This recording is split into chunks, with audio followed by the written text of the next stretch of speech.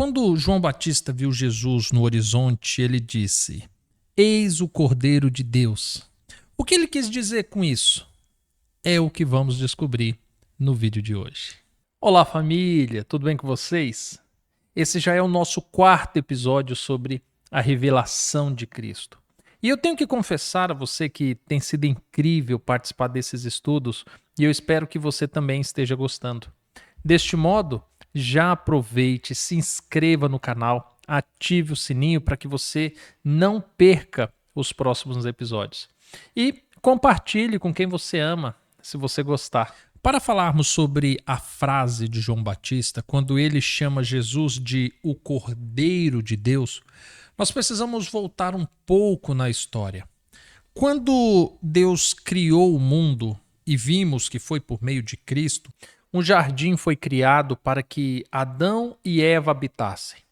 Nesse jardim, uma árvore foi posta no meio dele, uma árvore que traria conhecimento do bem e do mal à humanidade, porém com um alto preço. Pois se o homem comesse de seu fruto, o tempo de vida lhe seria reduzido, o homem conheceria a morte e tiraria de Deus o domínio de sua vida. E tudo isso porque houve um anjo, criado perfeito, que em seu coração se achou iniquidade, que quis assentar-se em um trono semelhante a Deus e que acusou Deus de tirania, que seu governo era injusto e que Cristo era indigno de seu posto. A árvore era o símbolo de decisão do homem. Se não tocasse em seu fruto, então estaria confiando no juízo de Deus. Se tocasse e comesse do fruto, então estaria querendo a proposta de ser igual a Deus.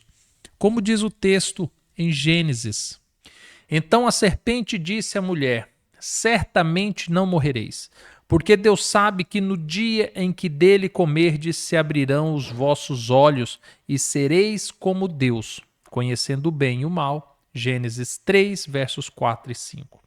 O homem comeu do fruto e naquele momento Deus perdia a sua criação, pois aqueles a quem Deus os fez a sua imagem e semelhança escolheram a rebeldia, a morte e o engano. Mas Deus tinha um plano. Havia um cordeiro para ser morto antes mesmo da fundação do mundo. Mas o que tem o cordeiro a ver com isso? Como a morte de um cordeiro poderia mudar a decisão da humanidade? Como a morte de um cordeiro poderia perdoar os pecados de uma pessoa?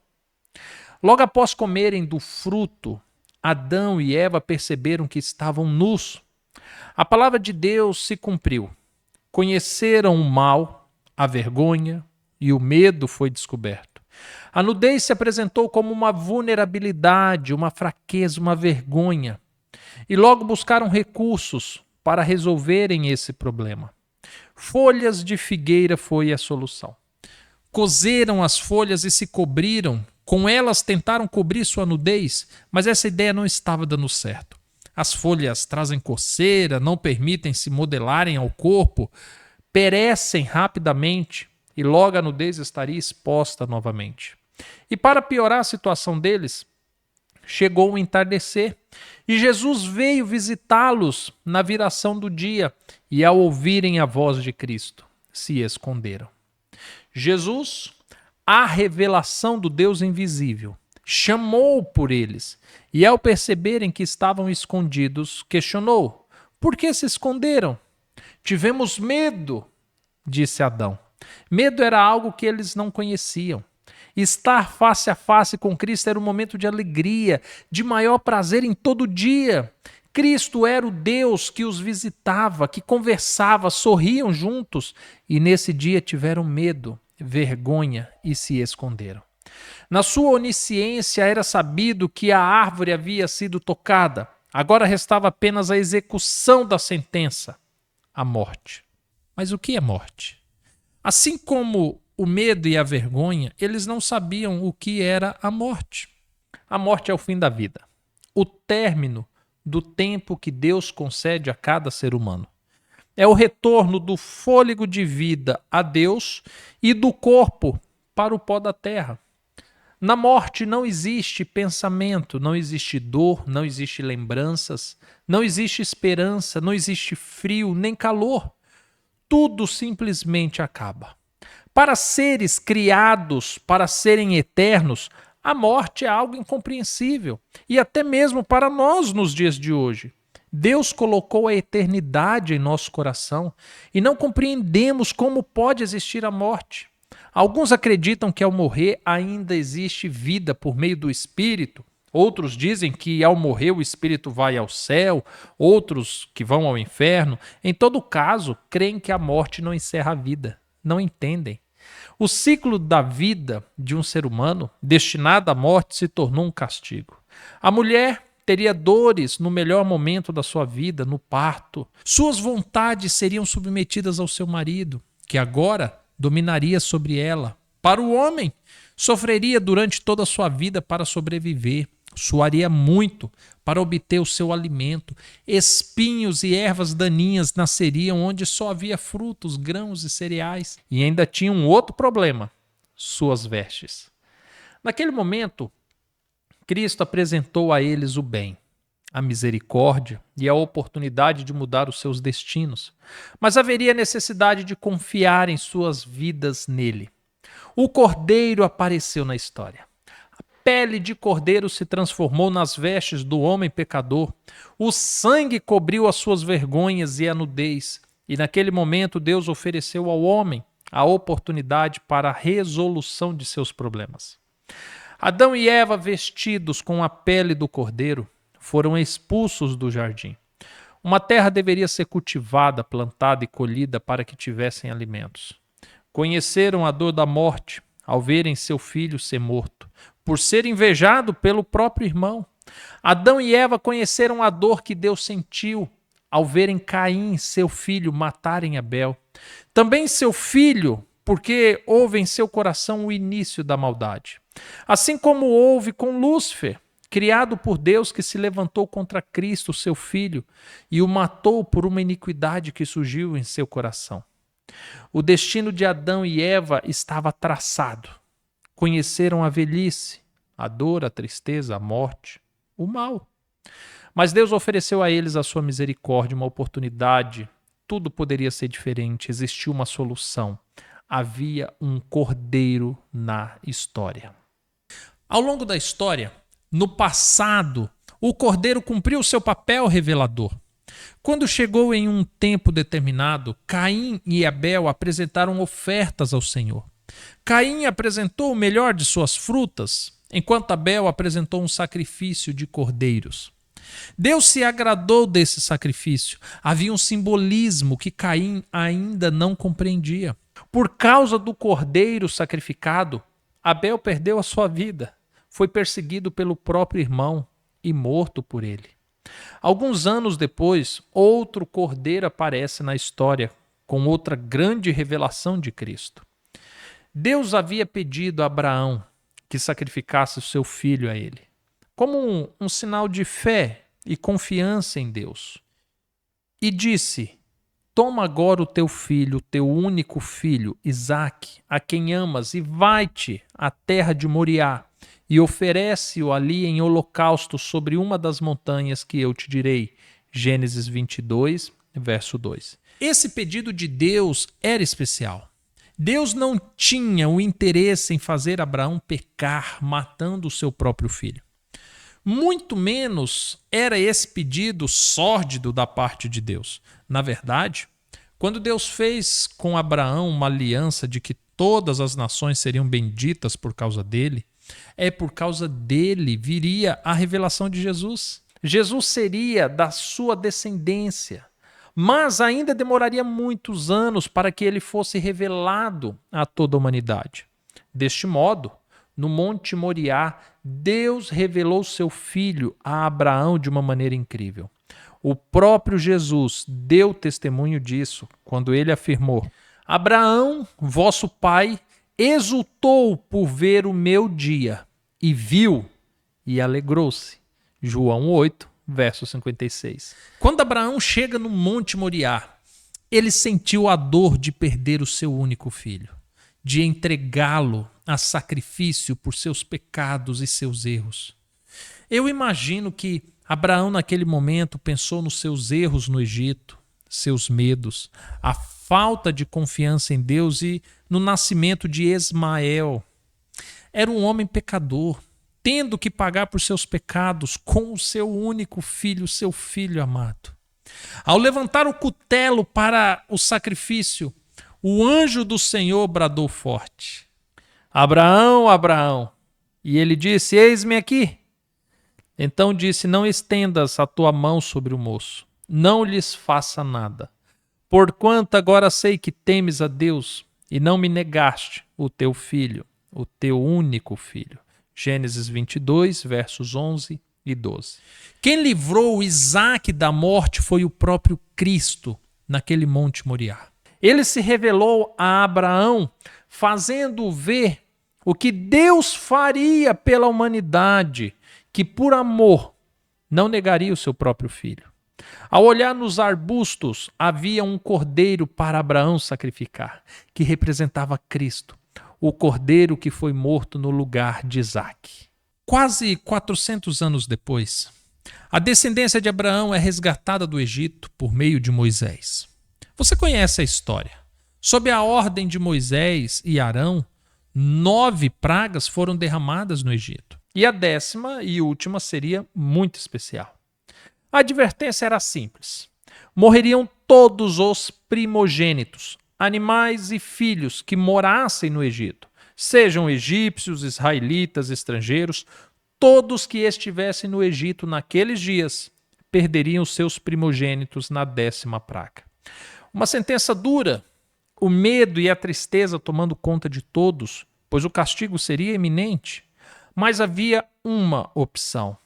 Na família em que desejassem poupar os seus primogênitos, bastava escolher um cordeiro perfeito e imaculado e o sacrificarem ao entardecer. Após o sacrifício, o seu sangue deveria ser passado nos umbrais das portas e a sua carne deveria ser assada e comida com ervas amargas. Desta forma, ao dar meia-noite, o anjo da morte passaria por cima daquela casa, poupando o seu primogênito. Foi uma noite estranha. Casas em que havia momentos de alegria eram abafados pelos choros de desespero ao verem seus primogênitos mortos. Esse dia levou o nome de Páscoa. Foi uma aliança que Deus fez com todos os escravos e oprimidos pelo Egito que buscavam a vida e o perdão. Todos foram convidados e todos que recorreram ao Cordeiro obtiveram a vida, a liberdade e a felicidade. Esse foi outro momento em que Deus revelou a Jesus naqueles tempos. O salário do pecado sempre foi a morte. Os pecados dos pais caem sobre os filhos e é justo que o ímpio morra. Mas o que fazer quando o ímpio se arrepende? O que fazer quando o pecador quer uma nova chance? O que fazer quando o homem busca uma nova oportunidade? Cristo foi o Cordeiro Pascual, que foi morto séculos depois, oferecendo a toda a humanidade a oportunidade de salvação eterna. Disse ele no dia da ceia. E, quando comiam, Jesus tomou o pão e, abençoando-o, partiu e deu aos seus discípulos e disse: Tomai, comei, isto é o meu corpo. E tomando o cálice e dando graças, deu-lhe, dizendo: Bebei dele todos, porque isto é o meu sangue, o sangue da nova aliança que é derramado por muitos para a remissão dos pecados. Mateus 26, dos versos 26 ao 28. Naquela quinta, Jesus, ao celebrar a Páscoa, estava morrendo para salvar a humanidade. O pão que foi servido representava a carne do cordeiro morto lá no Egito. O suco puro da vide representava o sangue que foi passado nos umbrais das portas lá no Egito. Essa era uma cerimônia famosa entre o povo de Israel, pois Deus a instituiu como memorial, ainda durante a caminhada no deserto. E após Cristo a celebrar, também deixou como memorial futuro, sendo celebrada até os dias de hoje. A Páscoa era celebrada todo ano, mais precisamente todo dia 14 do primeiro mês. Ao final do dia, o povo de Israel deveria celebrar a Páscoa. Porém, no primeiro mês, aos 14 dias do mês, é a Páscoa do Senhor. Números 28, verso 16. Como a Páscoa era celebrada sempre no dia 14, havia anos em que essa data era em uma terça, outro ano em uma segunda. Nos dias de Cristo, a Páscoa caiu em uma quinta. Sabe, existem algumas pessoas que contestam o dia que Cristo celebrou a Páscoa, mas entenda que é simples a compreensão. Após a festa da Páscoa, no dia 14, havia o início de outra festa, chamada Pães Asmos, que começava no dia 15 e durava 7 dias. E aos 15 dias deste mês é a festa dos Pães Ázimos do Senhor. 7 dias comereis pães sem fermento. Levítico 23, verso 6. Ou seja, logo após a celebração da Páscoa, iniciava a festa dos pães asmos. Isso era um costume em Israel, conforme testifica o Evangelho de Marcos. E no primeiro dia dos pães ázimos, quando sacrificavam a Páscoa, disseram-lhe os discípulos: aonde queres que vamos fazer os preparativos para comer a Páscoa? Marcos 14, verso 12. Na quinta, Jesus celebrou a Páscoa ao entardecer. Durante a madrugada de quinta para sexta, Cristo foi preso. Na sexta tarde, no horário do sacrifício da tarde no santuário, Cristo foi morto. No sábado, passou na sepultura e no domingo pela manhã ressuscitou. E havia uma profecia sobre esse período de 3 dias. O próprio Cristo falou a respeito. Pois, como Jonas esteve 3 dias e 3 noites no ventre da baleia, assim estará o Filho do Homem 3 dias e 3 noites do seio da terra. Mateus 12, verso 40. É interessante Jesus falar sobre Jonas, pois se você observar com atenção, todas as histórias da Bíblia apontam para Cristo. Trata-se de um apelo histórico de Deus para revelar seu Filho à humanidade, por meio de personagens emblemáticos, tal como Jonas, José, Isaac, Oséias e tantos outros. A Páscoa foi um símbolo muito importante para revelar a Jesus, mas era uma celebração pontual, apenas uma vez por ano. E como ficariam aqueles que precisassem do cordeiro antes da festa? No santuário que Moisés construiu, Deus instituiu 2 horários diários para que os cordeiros fossem mortos, pela manhã e pela tarde. Deste modo, todos que cometessem um pecado deveriam pegar um cordeiro e levar até o sacerdote. Chegando lá, deveriam confessar o seu pecado sobre o cordeiro. E como uma forma de transferência de culpa, então o pecador matava o cordeiro que havia levado. O sacerdote então assava aquela carne e o seu sangue era levado até o santuário. Esse sangue ia para a presença de Deus e por meio desse simbolismo, o pecado daquele pecador estaria parcialmente perdoado. Calma, eu vou explicar porque eu disse que estaria parcialmente perdoado. Primeiro, é por um motivo mais simples e óbvio.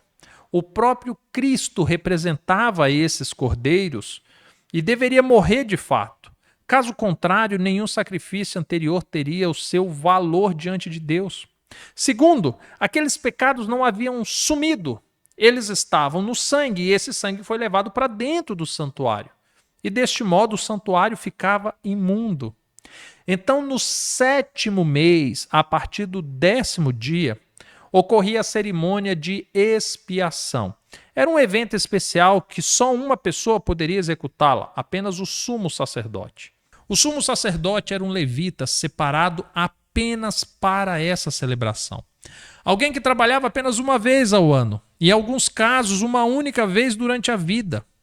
Ao entardecer, no horário do sacrifício da tarde, o sumo sacerdote ia até o lugar santo dos santos, após o véu, e ali ele apresentava um sangue que o legitimava como intercessor e sumo sacerdote. Em seguida, ele apresentava um bode que recebia o sangue dos pecados de todos que confessaram durante o ano. E então esse bode era levado ao deserto e lá morria sem a intervenção humana. Mas o bode, sobre que caíra a sorte para ser o bode emissário, apresentar-se-á vivo perante o Senhor, para fazer expiação com ele, a fim de enviá-lo ao deserto como bode emissário. Levítico 16, verso 10. São tantos personagens, são tantos detalhes, mas eu posso te garantir uma coisa: todos apontam para Cristo. Acredite, Cristo é o cordeiro que era apresentado como oferta. Cristo é o sacerdote que intercedia diariamente para legitimar a transferência de pecados. Cristo é o sumo sacerdote que se apresentou a Deus uma única vez para remir todos os pecados confessados da humanidade. Porque nos convinha tal sumo sacerdote, santo, inocente, imaculado, separado dos pecadores e feito mais sublime do que os céus, que não necessitasse, como os sumos sacerdotes, de oferecer cada dia sacrifícios, primeiramente por seus próprios pecados e depois pelo do povo, porque isto fez Jesus uma vez, oferecendo a si mesmo. Hebreus 7, versos 26 e 27. Quando falamos sobre o Cordeiro, era inevitável falarmos sobre a Páscoa, sobre o santuário, sobre o sumo sacerdote. Tudo apontava para Cristo. Mas e quanto à pergunta-chave desse vídeo, o Cordeiro de Deus? Sim, Cristo foi a oferta de Deus para remir os nossos pecados. Não fomos nós que ofertamos Cristo a Deus para que os nossos pecados fossem perdoados. Foi o próprio Deus. Por isso, Jesus afirmou uma das frases mais famosas do cristianismo: porque Deus amou o mundo de tal maneira que deu o seu Filho unigênito para todo aquele que nele crê não pereça, mas tenha vida eterna. João 3,16. Cristo é a própria oferta de Deus, gratuita, voluntária e perfeita.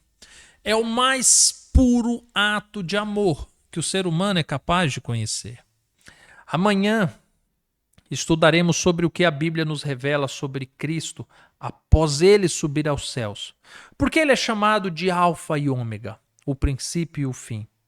E tenho certeza que você mais uma vez será surpreendido positivamente com o estudo de amanhã. Gostou do vídeo? Então deixe seu like, compartilhe com quem você ama. E certamente nos encontraremos amanhã, ou se não, em um próximo vídeo. Fica com Deus. Até mais, tchau, tchau.